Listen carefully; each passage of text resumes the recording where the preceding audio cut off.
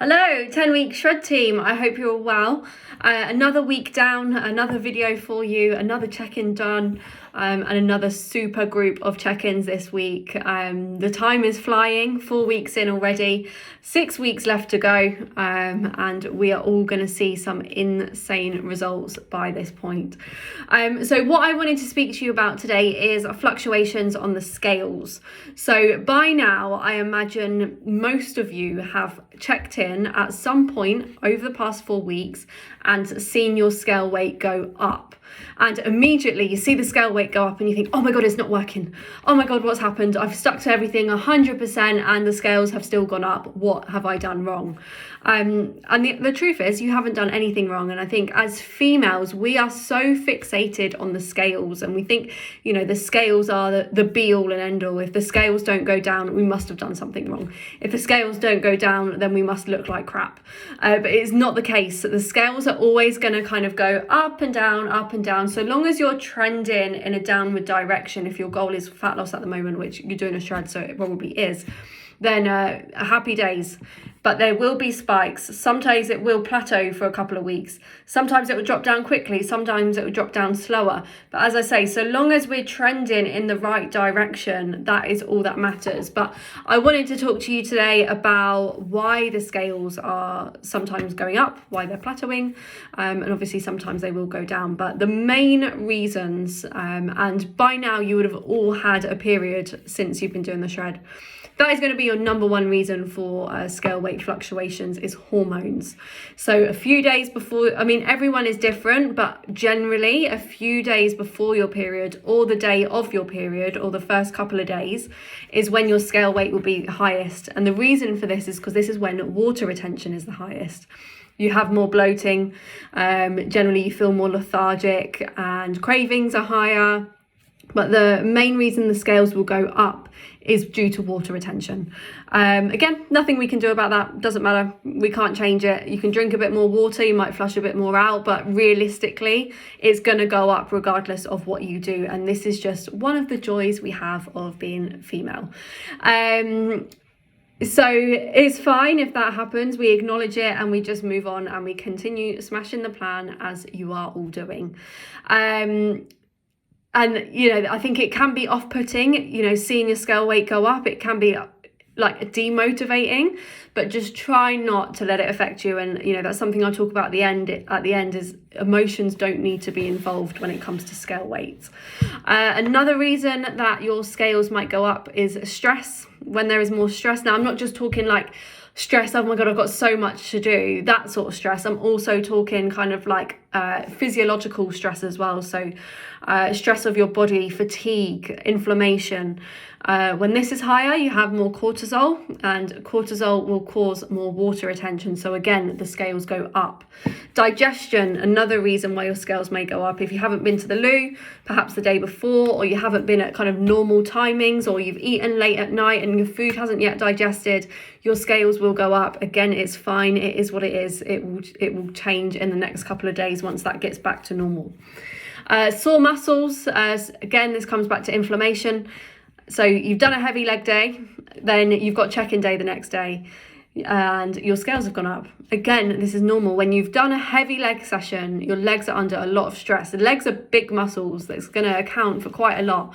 When they're more inflamed, they're more fatigued, they hold on to more water. So it all comes back down to water retention. And then again, we see an increase on the scales. Lack of sleep, another reason why your scales may go up. When sleep is kind of out of sync, your hormones are all over the place, and we probably see again a bit more water retention, a bit more fatigue, and the scale weight will spike up. Dehydration, so when water intake isn't on point, we actually hold on to more water. So just make sure you're drinking your 3 or 4 litres, whatever your plan says, consistently throughout the day. And that would just make sure you're not holding on to any unnecessary water. Salt intake, off-plan meals, both reasons why your scale weight will go up. If you weigh yourself after an off-plan meal, generally you're probably, depending on what off-plan meal it was that you had, you'll always be heavier.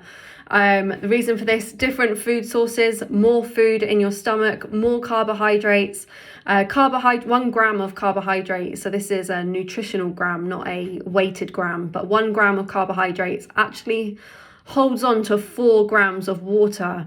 So this is why when following like a low carb diet, when you drop the carbs, scale weight drops very, very quickly. And it's not necessarily fat, it's because the carbs are down, and then water retention comes down. You flush it all out because you haven't got as many carbs to hold on to the water. So if you've tried low carb diets in the past and you have seen that trend, that is the reason why. Carbs hold on to water. Again, it's not a problem. I'm not saying carbs are bad, because they're absolutely not. And they've actually got absolutely nothing to do with body fat unless you're eating in a calorie surplus. But when you have extra one day, then the following day you will weigh more, because you're just holding on to more water. Again, this is separate to body fat, so I'm not saying carbs are bad. I'm just saying you're going to hold more water afterwards. So yeah, after an off-plan meal, your weight's going to go up. After more salt again holds on to more water, and this is why salt is linked to dehydration as well. So there's so many reasons, and I think the most important thing here is to not get emotional when it comes to scale weight fluctuations. The scales, the best thing you can do for your own journey is to remove any emotional attachment to the scales. And you know, that's true in so many senses, of that no one gives a shit what you weigh. And we need to remember this, like, no one will ever come up to you, oh my god, like, you look great, what do you weigh? They don't care. They're not going to ask that. They're just going to stop at, oh my god, you look great. So focus on non-scale weight related wins. Your measurements coming down, your pictures looking better, your clothes fitting better, you're getting stronger, you're getting fitter. There's so many things. Having more energy, top one. Having more energy is such a big non-scale related win. But there's so many other things that you can focus on that's got absolutely nothing to do with the scales. You're eating healthier, your skin is getting clearer, your stamina is getting better. As I say, your clothes fitting better. There's, you know, handfuls of non-scale related wins. So what I want you to do is, in the group, after you finish watching this video, is just note down what 2 of your non-scale related wins are since you started your shred, and I will look forward to reading those. Share them with the group, and then you can all kind of like feedback and support each other, just to give a nice group atmosphere. So that is your 4th video. Next week we will be doing another one, and we'll be halfway next week, which is crazy. So let's make this week count. All the weeks now are going to count. 6 weeks to go. You know, time is going to fly by. So let's make sure we're smashing it. And if you need me, you know where I am.